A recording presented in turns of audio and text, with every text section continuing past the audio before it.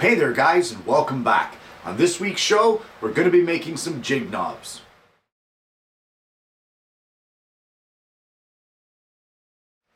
Well, it's a relatively easy project for today's show, and it's a great one for using up scraps of plywood or regular solid stock that you may have around your shop. So we're not going to get into too much of the intro here. Let's just head right to the bench and get into the construction of the jig knobs. The stock that we'll be using for this project is our regular jig quality ply, and it's just a scrap offcut piece. It's 3/4 of an inch thick.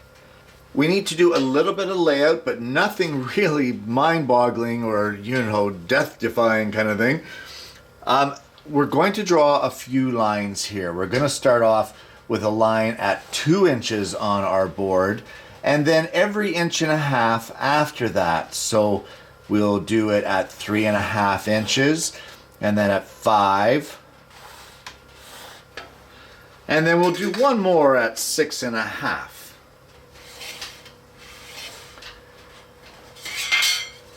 Our jig knobs are going to be 1.5 inches in diameter. So we now need to mark out the center points of each one of our jig knobs.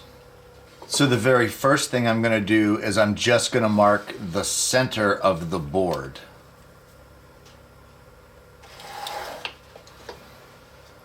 And then 3/4 of an inch from our center line, both on the top and the bottom, we're going to place a mark at that spot.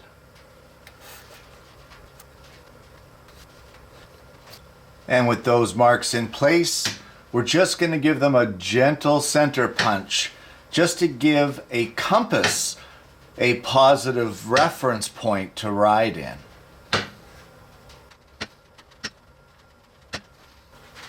And with our compass set to a 3/4 inch radius, which will yield an 1.5 inch circle, we're going to, on all of those points that we just center punched, we're going to mark an 1.5 inch diameter circle at each one.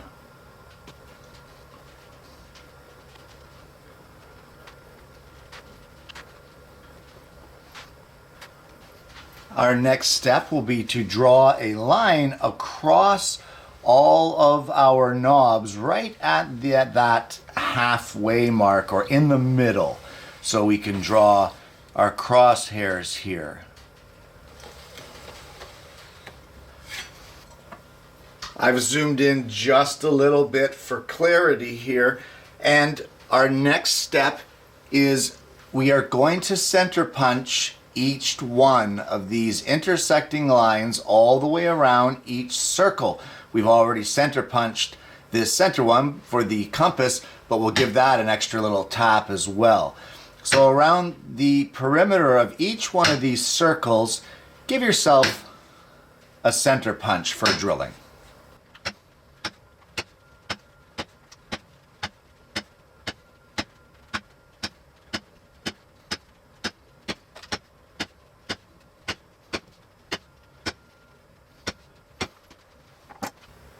Well, in order to get the threads in our jig knobs, we require a piece of hardware, and that would be one of these. And all it is a threaded insert that you hammer in place, and it has 4 teeth on it that sink into your block or your piece of board, and it provides you with threads inside of your, in this case, jig knob. Now for these threaded inserts, we require a 5/16 diameter hole, and for that, at each one of our center points of our circles, we are going to drill a 5/16 hole. Don't drill the intersecting ones, just the 5/16 hole in the middle.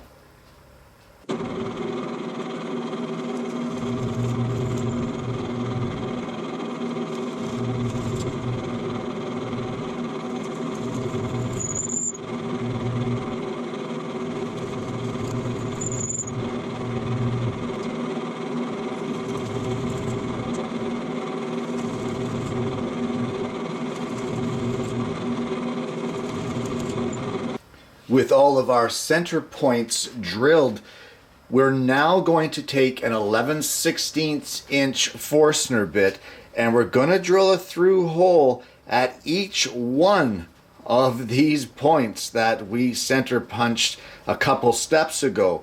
Now that's quite a bit of drilling, but just take your time, use a backer board to eliminate or minimize tear out, and drill every one of those holes.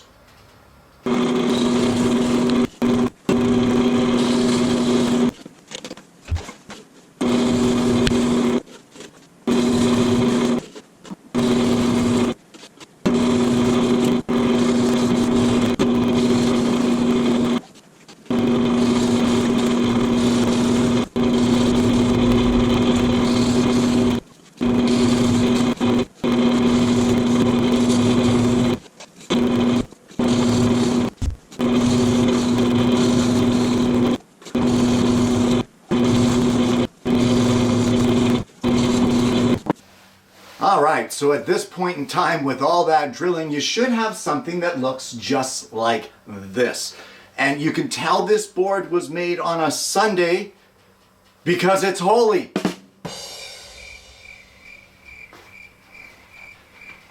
Because it's holy. What is wrong with you people? Sunday, holy, the board... Anyway. Alright, forget it. I'm here till Saturday. Try the veal. Let's move on to the next step. Well, our next step is not necessary, but it's something that I'd like to do. And I'm going to take a 1/8 round over, and in each one of these Forstner holes that we drilled, I am just going to go and run around the inside of that and soften the edges of those holes on both sides of our board.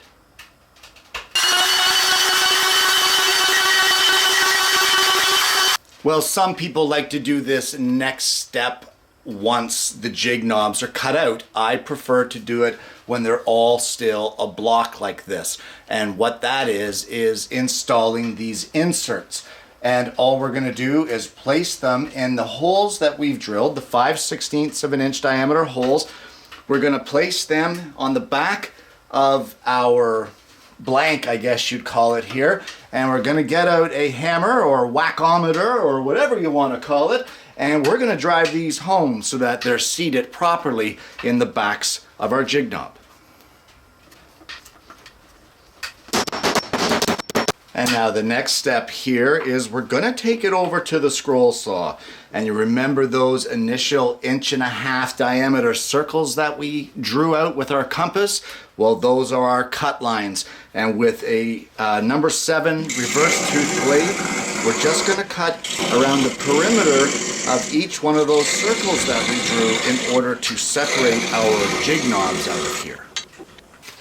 Well, now that you have them all cut, you'll have this kind of sharp edge right here, right where the circles met the edge of the knob.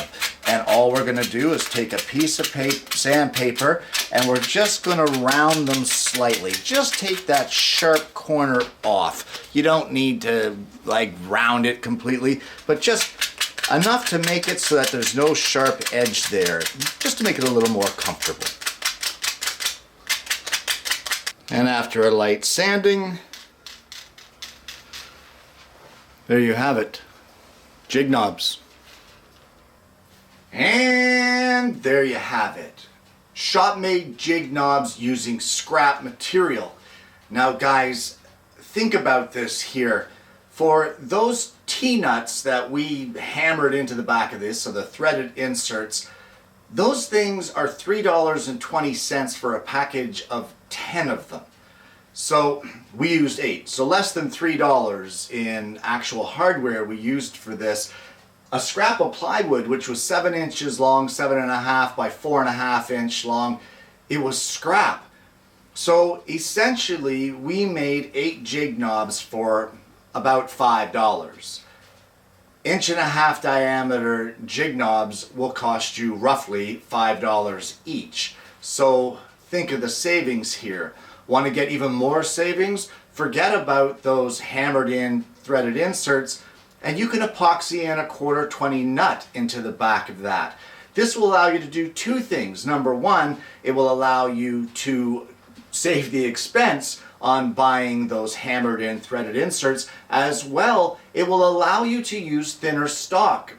You need the thicker stock with the hammered in because of the shaft that goes through the center drilled 5/16 diameter hole. For the nuts, all you need is a 1/4 inch hole for the rod or whatever, the T-bolt or whatever you're using in your jig to go through, and then you need a Forstner bit hole big enough to be able to epoxy in that nut. No big deal. You could make it a lot thinner, probably out of 1/2 inch material or even 3/8. Guys, it's a spectacular project and they're so easy to make, it almost makes you wonder why it is that people like me do purchase the store-bought jig knobs when you can make your own.